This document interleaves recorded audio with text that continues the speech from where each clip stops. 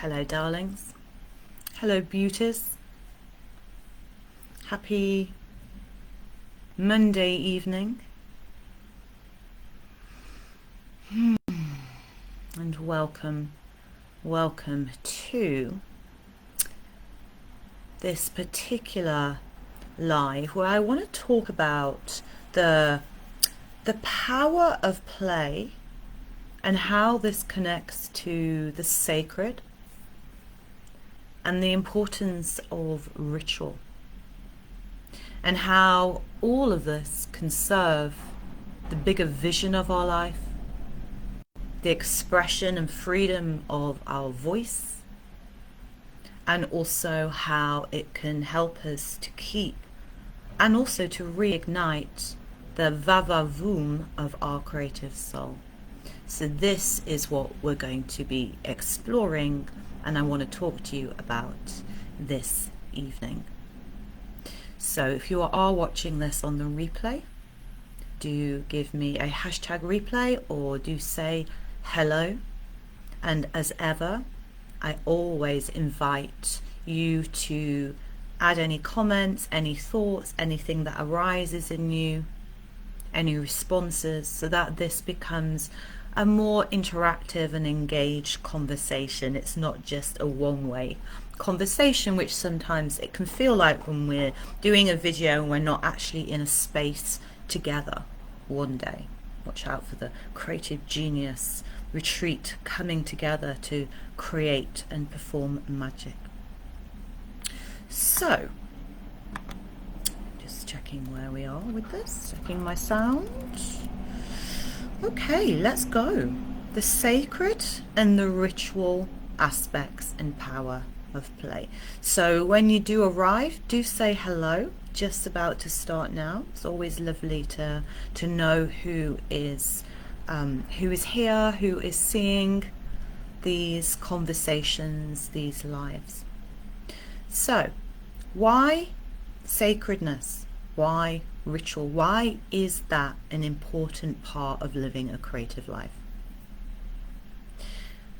I had a great conversation with a dear friend the other day, a friend that's just returned back from pretty much living in India since the pandemic started. For various reasons, she's kind of ended up creating quite a life for herself there. If any of you have been to India or you know much about it, then you know that this is definitely a place where sacred and ritual and that sense of devotion infuses every moment of your life. As soon as you leave your room, walk down the streets, you cannot help but be immersed in it. It's kind of so part of the fabric of India that it will get you in some ways, whether you're absolutely open to that and that's a part of your own life anyway, or whether you're actually quite closed or quite cynical. After a while you will begin to notice that this has started to thread through your whole way of being. What is it about sacred and ritual?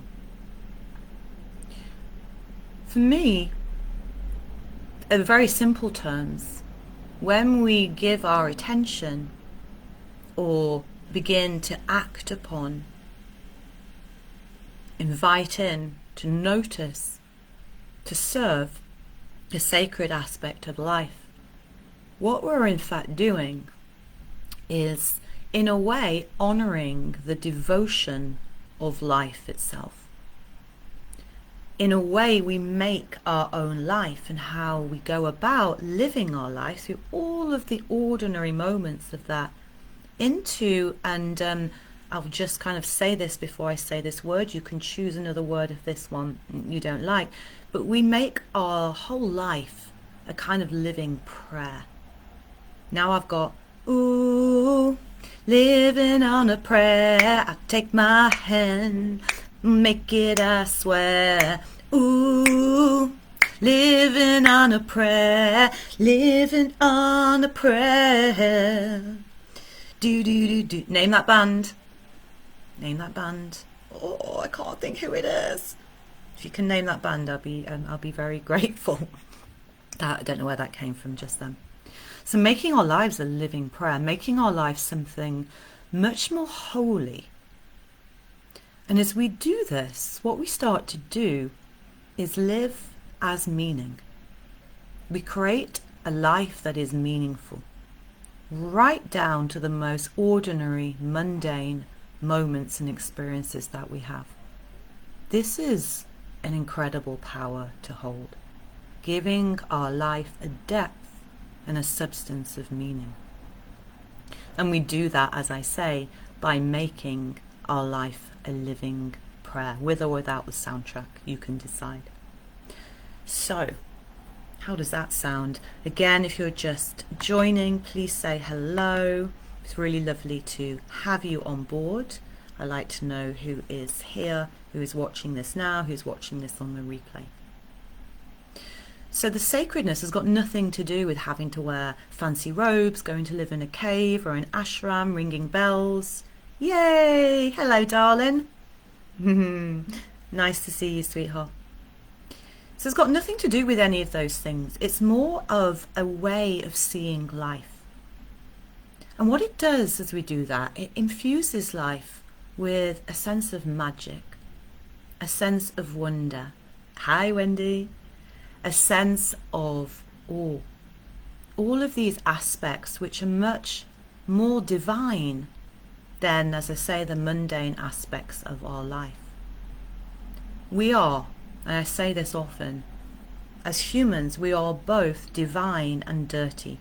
We're both human and made of the gods, and we walk this paradox and this experience every single moment of our life. And this is part of how our life becomes creative. And those of you who are actively engaged in creative work, you are actually being gods, goddesses in that moment. When you alchemize, putting words into a sentence together, the right words that you choose, creating spells, when you mix your paints, when you sew and create clothing or weaves of rugs, or when you make music and stir something, stir people to tears, stir people to dance. All of this is magic. It's all an act of sorcery. So we become the ultimate creators simply by playing out with the materials that we have available to us in our life. That is worth remembering. We are all creators of our own lives. The other thing about living a life that is infused with the sacred and ritual is that rituals mark points of our life.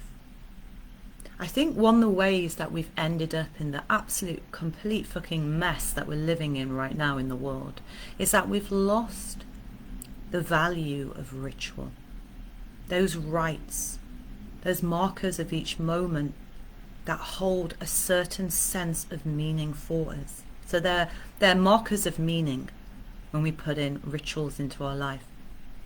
And they don't have to be anything fancy. We can light a candle, maybe next to a photograph of loved ones. We can buy flowers and arrange them beautifully on our tables. We can take a moment to think about things we're grateful for as we're washing our hands or waiting for the kettle to boil. We can arrange space for a little altar in our homes or in our offices or in our workspace, in our studios. We can put on clothing that gives us a sense of some aspect of power within us, some archetype of who we are. All of these things can be acts of ritual, and what makes them so is our intention to do so. Most of us, if not all of us, walk around kind of half asleep. We're not awake to the beauty of each moment and the power that we have to make each moment mean something bigger than what it might actually seem.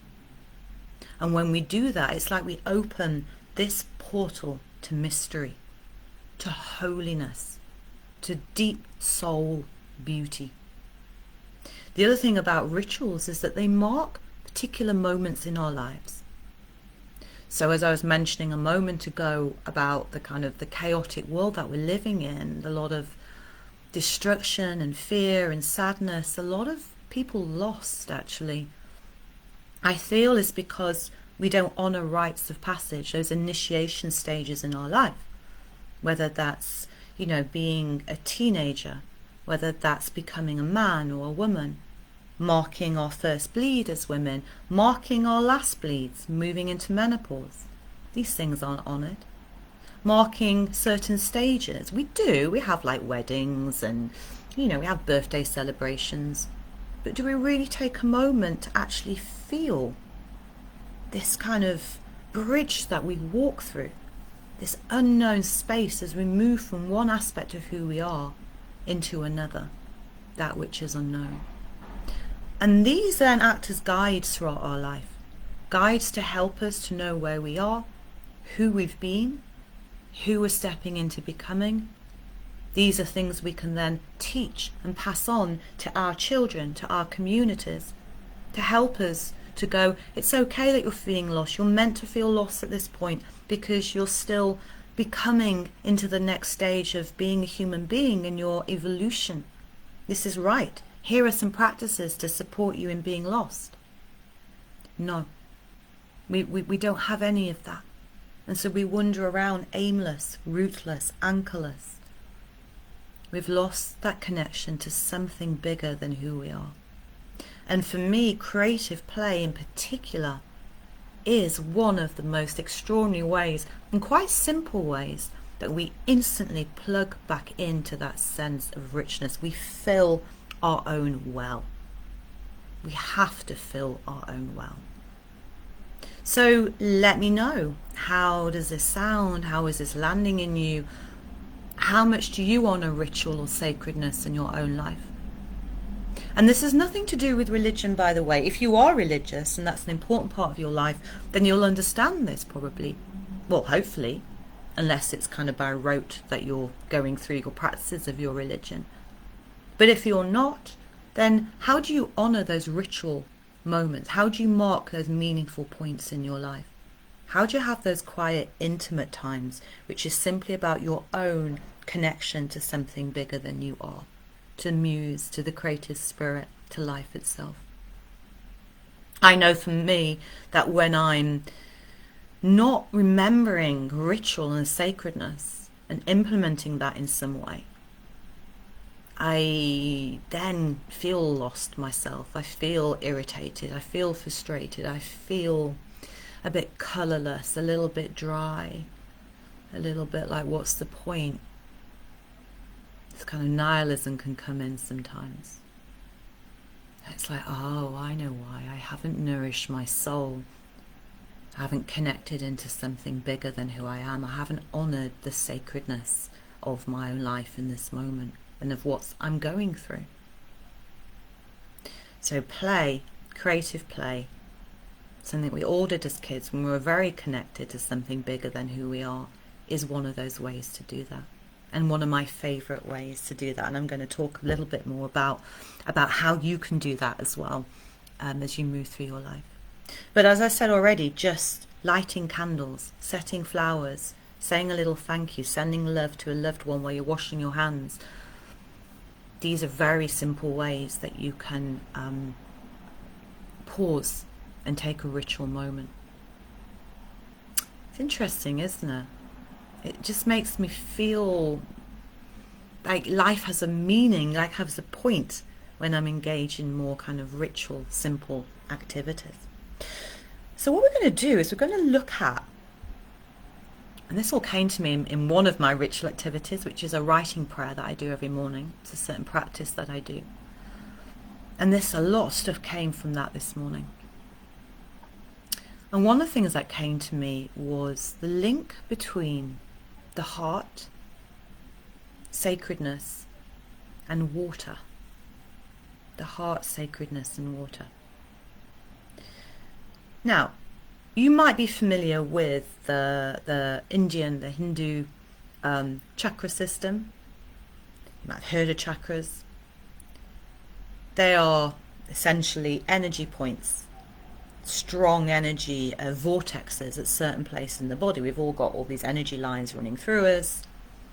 Obviously, the Chinese system uses them a hell of a lot. Things like acupuncture, shiatsu, Chinese medicine.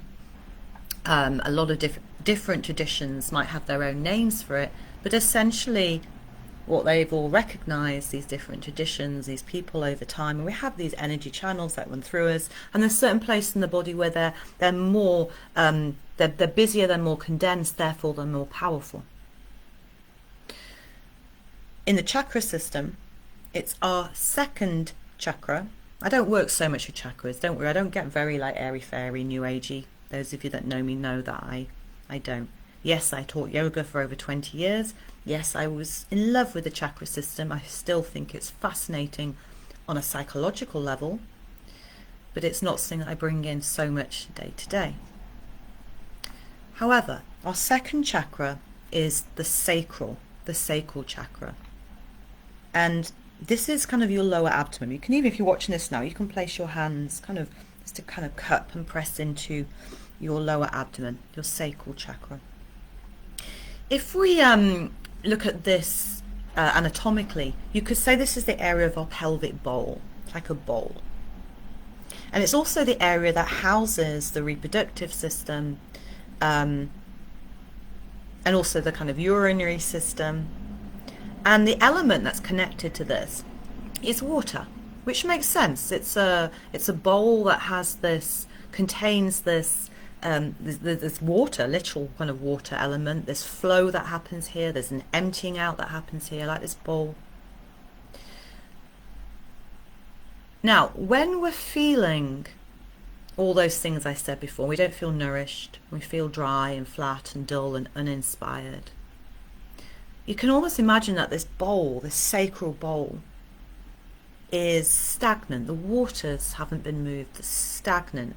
You know what stagnant water looks like. It's not terribly exciting to be around that necessarily. It's not very clear, those waters. When we're feeling kind of alive and we're feeling a sense of being connected in to the movement, to inspiration, to source, you can imagine this bowl of water as having these gentle ripples on it, kind of bubbling up. It's very clear. It actually looks really refreshing. You kind of want to dive in. It moves around. So energetically, it's a similar thing for us. And this area, the sacral chakra, the sacrum area, energetically is said to be the place, the root and the seat of our creativity. The waters, the well of our creativity, our sexuality, where everything begins to stir up from the genital area and move through the body. It's also the place of relationship, interestingly. Connection, relationship. For me, relationships are all about how we respond creatively. It's the area of money. Think about all the, kind of some of the words we use around money, kind of just pouring that down the well or the sink or the bathtub hole, it slips out, pours out my hand. So it's very powerful. And also this energy and this language of money, you think about currents and currents, and you think about electricity, it's the same thing. So it's literally kind of this battery power that we have, this watery source of battery in this part of our body. This battery that allows this current of our life force to move through us. So it's pretty important that we tend to that area of the body, and whether that's through movement. We know how stagnant we can feel if we're sat at a desk all day. Simple movement like walking, doing exercises like yoga, dancing, sex, whatever it is that rocks your sacral boat. Even doing some, kind of hip circles where you're waiting for that kettle to boil is a really good way to get those sacral waters moving. I'm just doing some now. So this charge, current electricity, this charge is part of our own power. And it also empowers us. It's kind of a little bit like the motor that starts to get everything humming, hum, hum, hum, hum. It gets the engine going. That purring sound, that warming up, it warms us up from this place. So it's, it's quite sexy as well when we think about the energy and connecting in to the sacral waters of who we are. Sacral, sacred, something about that holiness that is in this part of the body. And we can also look at this on a very biological level.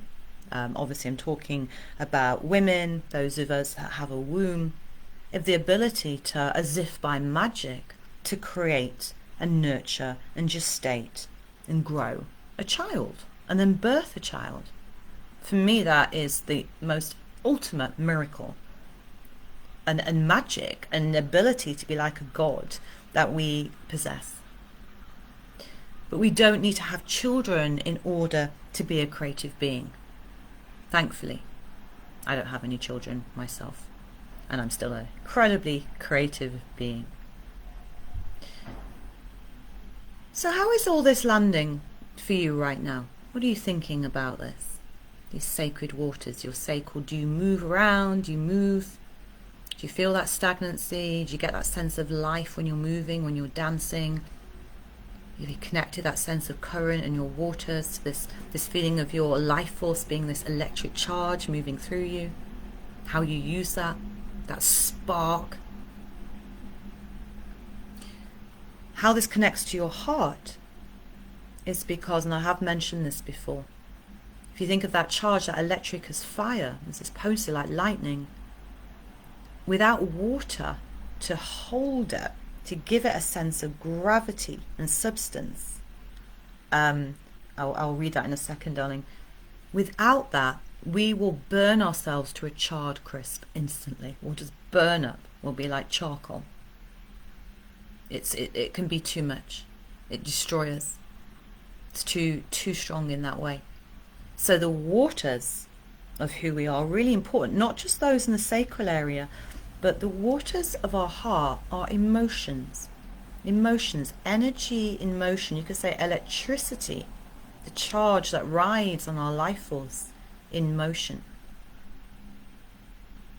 The heart tenderizes. We are touched by it. It reminds us of the sacredness, of the divine, the devotion. One of the biggest practices for a creative life, whatever your life looks like, is gratitude and appreciation. You've probably heard about this. Oh yeah, she's going to tell us to do a gratitude journal now, write a few things down, blah, blah, blah, blah. No, if that works for you, fine. But just taking moments to pause rather than rushing into the next moment of your day, just to go, right now, what am I appreciating? And seeing, using your senses. What am I hearing? Appreciating that sound. What am I seeing? The light I'm noticing inside the buildings right now, the flowers that I have just in front of the computer, the orange juice that tastes really delicious, being here right now, having you beauties to speak to. I just take a moment to feel. We have to feel what we have. Feel the experience of right now. We can just say thank you, thank you, thank you, thank you. Whether we mean it or not, we don't have to feel the thank you. We could just put that intention in. So we mark the ritual again. We mark the fullness, the currents that are moving through our life. Let's see what you've written here, sweetheart. Oh, bless you, sweet. Ooh, I love all your words. Yeah. Oof. Oof. Yes, thank you. Thank you. Yeah, it is. It's all nourishing, isn't it? But this is saying for me, sweetheart, this is, thank you for your words. I need to be reminded of all of this. I do these to remind myself as well as you. There's the things that are important because I go out of balance loads. I end up feeling bored and flat and uninspired, and what's the point? Loads. You know? Because I forget the nourishment of the creative well. I forget the sacredness. I forget that power of play and the alchemy. I forget to move the waters of my body. I forget to say thank you and have appreciation. All of this feeds me. I feel myself plump up back to life again, back into my own power, so that I can be in service to my own life. I can be in service to you. I can be in service to my relationship, to my friends, to my family, to community, and to that which feels purposeful for me to be living. You know, we hear that phrase, you have to fill your own well first. You fucking do. If we don't, then we're useless. We're just walking around like empty. That doesn't serve anyone. That doesn't create a full, filling life. And the more that we honor each of the moments and the things that we have in those moments, the fuller we are, which is very interesting. Because aren't we always looking for more? Isn't society always going, go faster, you need more? This isn't enough, you're not enough, this moment isn't enough. But if we pause and we receive this moment and feel it and say thank you, it is well more than enough. And all of this is a practice. All of this is a practice. So sacredness, ritual. So I'm going to share something with you here. I'm just checking that I've told you everything. Oh yeah, that's what I was going to say. No, I haven't quite around this.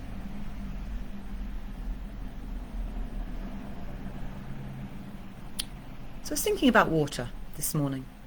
I was thinking about water and how powerful water is over rough edges, sharp flints, sharp rocks. And how over time, it does take time, the force of water rolling over these sharp edges over time begins to smooth them out. Begins to ease off those sharp edges that can cut us and cut other people. And over time, this water takes these rocks and begins to not just smooth them, but to polish these once sharp rocks until they become shining. These rocks start to shine with this water tumbling them over and over and over again until we can turn the rock over in our hands and be transfixed by the magic of their beauty, their softness. We can hold them in our hands, we can collect them. I love collecting rocks on the beach. Become like sea glass, translucent, soft touch around the edges. Water has the power to ease away and smooth out and polish the sharp edges of our life and of who we are. That's the power of water. Water at times can be, thinking about back to this sacral bowl again, just really gentle, just easy. You can imagine it's like a pool filled with virgin maidens laughing and splashing around, very gentle, soft, holy. Or water can be this extraordinary, terrifying force that rises up like a tsunami. I'm fascinated by all the apocalyptic stuff. I love all those apocalyptic films.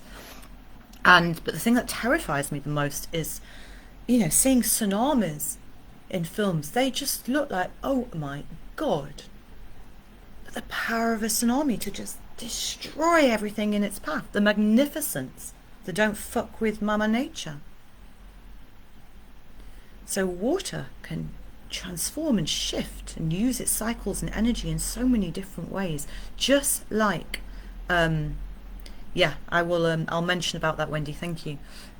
Just like our creative fire, our creative spirit, what we want to do with that, what we want to do with that charge, with that current, it's up to us. We can then mold that how we want to. We can use that force to ease away, to destroy if we want to create. Very powerful. And a lot of the time that force, as water is, we see water in a brook, a river. Wow, sometimes that force, the urgency of that flowing through, that's what we have going on in us as well. That's our creative energy, our force. Sometimes quiet, simple, gentle bubbling, sometimes raging and roaring. Sacred waters. Think about how powerful the sacred waters are in the world. Whether people are going to take the waters at Lourdes or people bathing in the Ganges, even having full moon ritual baths in the comfort of your flat in the middle of the city centre with some rose petals and intention to clear away. Power of water changes the charge in our whole body. Power of water. This is our creative force. This is held in the sacral part of the body, the sacral chakra. This is what we connect to in that devoted way when we play. Fascinating, isn't it? So to hold that intention while we play, this is really interesting. So I think that's what I wanted to say around that. But I'm now going to tell you about something that I'm offering where you can use all of this. We're going to infuse all of what I'm speaking of because I'm so passionate about the power of play, that we can use this as incredible sorcery force to create magic in our own lives, because it fucking does work. The first part of this is about vision. How can we use this for our vision? So we think about, what kind of life do we want? What do we desire? What do we want to manifest? Allowing ourselves to dream this. So dreaming and being in that ideas place is the realm of water as well. Allowing ideas to bubble up from this pot of who we are, from the pot of the heart, from desire, from that deep yearning in us. What do we do with that? Do we write that down? Do we make our New Year's intention list? This year I'm going to be like that, I'm going to do that. How does that work out for you? Do you make vision boards? Now, one of the ways, and I've been doing this for about 7 years now, used to run these in person, is I've created something called a soul board crafting workshop. It is powerful. I do it at least once a year. I tend to do it around, in bulk, beginning of February, the return of the light, when we come out of hibernation, what I want for the year. Also happens to be my birthday and in bulk. And also do one around Lammas, which is kind of the opposite side of the year, which is around August the 2nd, which is when we start to turn towards going towards the dark. Yeah, what do we want for this next chapter of the year? We're marking the cycles of the year. In the soul board crafting workshop, we do use the writing prayer. You mentioned you'd like to be able to do that. This writing prayer I do most days of my life. I have done for over a decade. It's one of the most powerful things that I use. And we use collage. And it's not just about, oh, okay, I'm going to put a fancy car here and like that house, and there's a picture of Michael Fassbender. True story, I have put Michael Fassbender on my vision board. He didn't materialise. Anyway, I have a very beautiful man now. He did materialise. I'm going to show you though. This was the very first one of these that I did. I started out, let's see how we can do this, thinking I was making a vision board years ago. And it's quite late one night, this is probably about 7-8 years ago. And I got all these images, and then I started to pull out all these images that I didn't really understand what they meant. And then for some reason I ended up sewing. It's very subversive, by the way, sewing the paper. Sewing these images together. It's very late, I went to bed, woke up next morning, looked at this image and just burst into tears. It felt old, ancient. It felt like a scroll that my soul had written, almost in another language that wasn't the language of my head. It was the language of something deeper. And then that year, stuff that I could feel was connected to the soul board began to happen. There's another one. It's not so easy to show you these so much on here. Another one that I've done another year,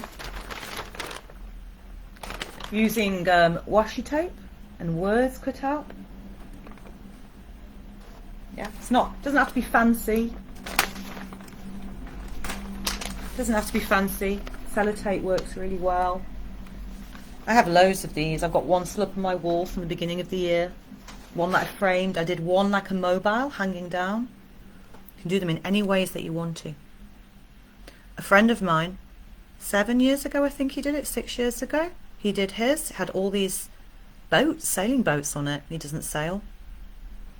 5 months later, he met his partner. Still with her now, beautiful woman. They're good friends of mine.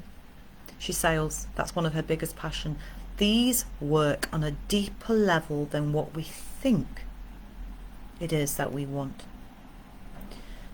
So that is a way to work with play. Also playing with images, collage, moving things around, seeing what we just get this sense of, ooh, I don't know why, but I'm drawn to that image, that word, putting that next to that. We're giving over the creation to something that knows, something beyond us. So that's the way we can work with vision and play in a deeply sacred ritual way. Sounds good, doesn't it? I can't wait for this one. The second way is we can play with our voice. Now, for many of us, we get stuck expressing what we want to say.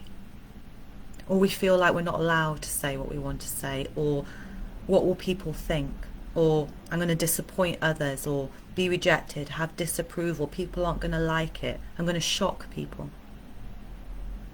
My own personal journey, as some of you know, has been about recovering, remembering, as in bringing it back into the wholeness of who I am, my own voice. Still a work in progress, but my oh my, am I owning my voice more and more these days. Is it edgy? Fucking hell, yes. Is it enlivening? Empowering? So much so. So one of the ways I like to play with voice and words is to use this as a kind of spell, because we think about the word to spell. How do you spell that? Spelling. Spell. Literally abracadabra, here's a spell. I've lost count of the amount of times I have written stories, things that have come to pass. Seriously. It's like, oh my God, we really, people say be careful what you wish for. You really have to be careful how you use your words. We're very careless with how we use our words. But what about those words that are hidden deep in the erotic part of ourselves? When I say erotic, I'm talking bigger than just sex. I'm talking about the places in us that have longings and desires, the places in us that has this deep yearning for pleasure. I'm talking about what is it that turns you on. It could be sounds, it could be particular words, it could be smells. It's using the whole of the senses. How do we bring this out? So I'm going to be offering, this is the second workshop. The first one is a soul board. The second one is writing for your erotic self. You're going to learn how to write something that's hidden in your body. So it's going to be very somatic. We're going to go into the body itself. We're going to play lyrically as if we're just painting with words, not caring whether it's any good and bad. Doesn't come into any of this. We're going to enjoy allowing a word just to roll around our mouth like a cherry or a nice piece of a nice olive or something. A place that yearns for something special. Yes, and we all know this. How do we capture it? And to begin with, it might just be catching just little bubbles of it rising up in us. And we're going to catch some of these pieces and we're going to put them all together and see if we can create a little story, a poem. You don't have to know how to do this. You might not have ever written before. But we're going to free some part of us that's been censored, held back, some part that's felt forbidden. We're going to let it out, because the more we let out our words, the more we're using that charge. Yeah, we're letting our energy come out. We're expressing ourselves. We're allowing ourselves to own the power of our voice. And our voice, as I've said before, manifests magic. So really powerful thing to do. And then the third place we're going to play out with is around this sense of our coming back to our divinity, the sacredness. What if we were our own particular kind of god or goddesses? What if each one of us has, and we do, has a whole archive within us, because we do, of creative archetypes. You can call them superheroes. I love superheroes. I love superhero movies. I think they're fascinating because for me they are very much archetypes of who we are, as are the gods. They're reflections of aspects of who we are. So this last workshop I'm very excited about is about finding what our most powerful archetype is, our creative archetype that we can sprinkle through the rest of the year. We can call upon, invite, put on an altar, have as a little ritual part of us that has this quality that is unique to us, that's pure, That's potent. And we're going to do this using tarot. Now, you don't have to have your own tarot cards. You don't even have to understand anything about tarot. We're going to use the major arcana, the first 22 cards. They are all archetypes of our human journey. Yeah, absolutely. I love that. Super part of ourselves, our highest archetype, 100%. That's it, exactly. And we all have this. It's the divine part of us. It feeds us. It's another part of how we nourish who we are and stand in the magicians of who we are. Magician being one of those cards. So we're going to look at these. We're going to connect with. I will either pull you a card on the day, or if you have your own tarot, you can bring those to use. We're going to pull one, and then we're going to play with that. We're going to really embody that. So we feel it as a shape shifting, not just to go, that's nice. We're going to try it on. We're going to see what message it has for us. And then we're either going to make a little image or maybe a little poem or whatever we want to do to fully embody that archetype, to integrate it within us, to embody that as we move into the rest of the year. So this is Vision, Voice and VOOM. It's 3 workshops. The first one, the soul board one, is the 30th of July. I think it's 30th of July, it's Sunday afternoon, online. The second one is the 19th of August. I think that's a Saturday afternoon, the writing one, writing your erotic self. The third one is Sunday, September the 10th, I think that is. And that's tarot for your saucy, sassy superpower. So lots of space between to really land everything. They all will feed into the others as well. Now, this is the exciting thing. So I've created them as a package. Yeah, the 3 as a package. Vision, your voice, your VOOM, all these different aspects of who you are to play out with. I'm going to, I will do, darling. So I'm just going to tell you a little bit more about this. So I'm offering these as a package. They're normally £57 each. So I'm going to offer the 3, plus you'll also get the 3 digital courses. It's called Viva the Revolution. Oh, it's so juicy. So they're 3 videos, they're private videos. You also get little workbooks with that. The Viva the Revolution program is how to be a pleasure activist. The ridiculous ask, so how to ask for anything, facing rejections, because that's all part of it. And then how to be a creative revolutionary. So it's all in the same field, all playing out with the same energy. So you get that for free. That's worth 88 quid on its own. So I'm offering the whole package for only £137. So that's cheaper than buying the 3 of them separately, the workshops, and you get the 3-course masterclass as well. Now the offer, the package offer, is going to be just till tomorrow evening, Tuesday. But full disclosure, because I'm like that, I got an unexpected bleed going through perimenopause over the weekend. Loved it. I painted all weekend. So any business head went out the window. So I'm just extending the package deal until this Thursday. So to get the 3 VOOM workshops and the 3 Viva the Revolution masterclasses, all for £137. I'm going to put the link with the information about this in the chat right now, so you can have a look. If you want a bit more information, feel free, my darlings, to just DM me or write on here. So those of you that have already signed up, you can sit back and relax. Those of you that are thinking about it, you've got till Thursday to get the whole package. This is going to be life-changing, alchemical, and it's going to give you a hell of a lot of creative tools to take with you into your life. So I'm very, very, it's ridiculous, isn't it? I know. It is a great price, thank you. And it's not just art workshops, you're going to get this kind of energetic teaching in them as well. All my work is very embodied, so you will be in the energy of what we're doing. They're not for the faint of heart.